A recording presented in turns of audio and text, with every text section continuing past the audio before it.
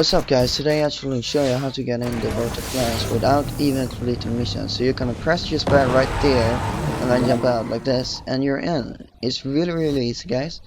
If you can't complete the raid, I just do it and you can see how it looks like inside pretty much.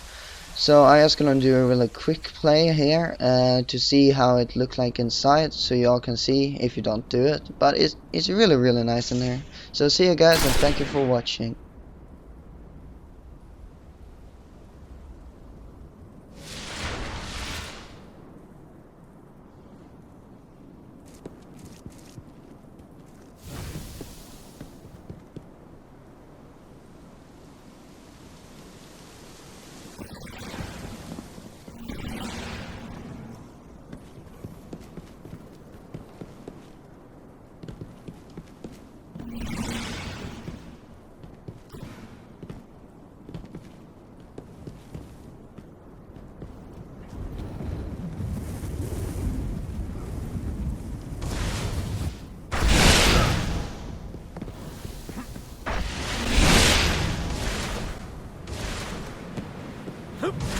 Guardian down.